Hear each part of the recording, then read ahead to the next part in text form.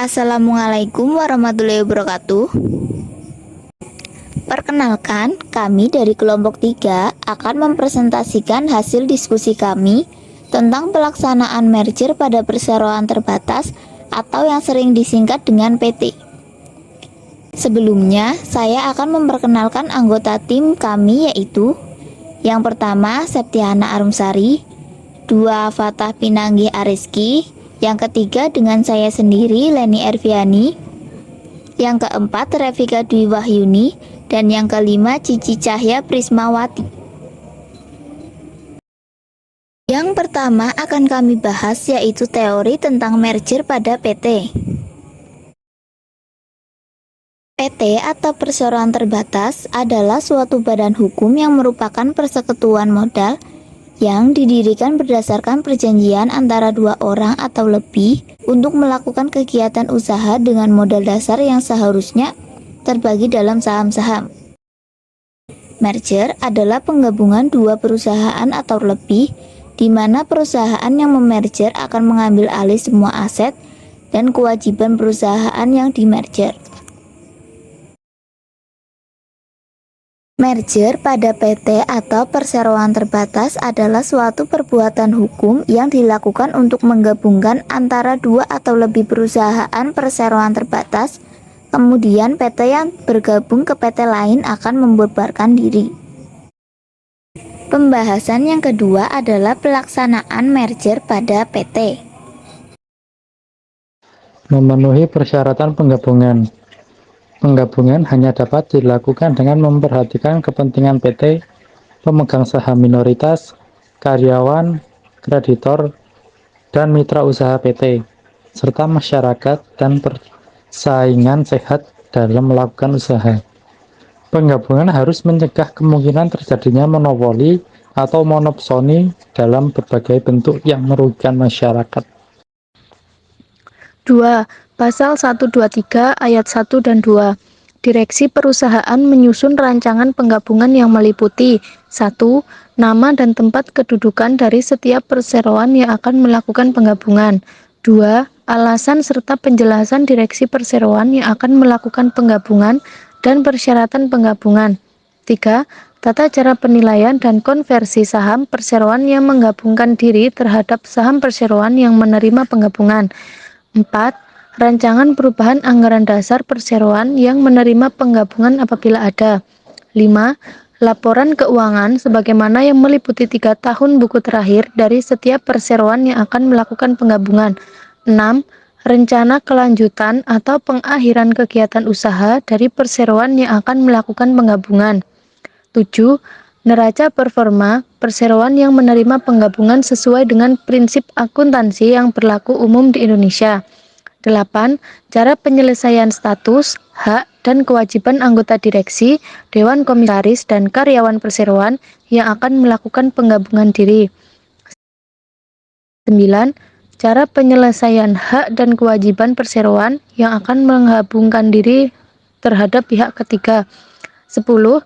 Cara penyelesaian hak pemegang saham yang tidak setuju terhadap penggabungan perseroan.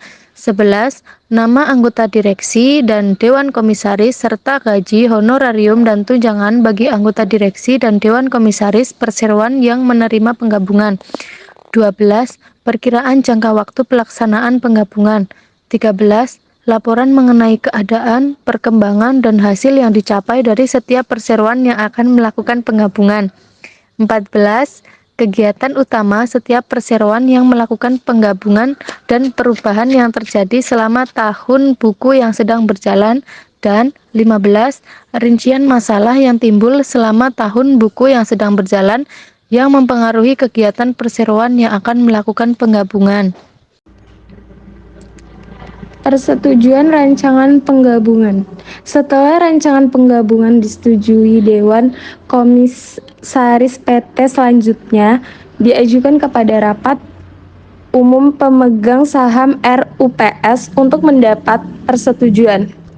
Pasal 87 ayat 1 berbunyi, Undang-Undang Nomor 40 Tahun 2007 tentang Perseroan Terbatas UU PT RUPS untuk menyetujui penggabungan dapat langsungkan jika terdapat minimal 3 atau 4 bagian dari jumlah seluruh saham.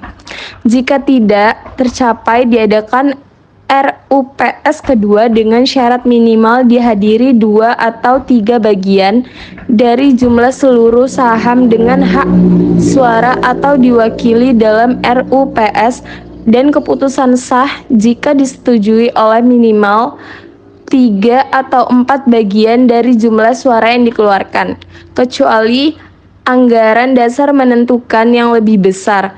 Jika RUPS kedua gagal, maka diadakan RUPS ketiga. PT mengajukan permohonan kepada Ketua Pengadilan Negeri agar ditetapkan quorum RUPS ketiga.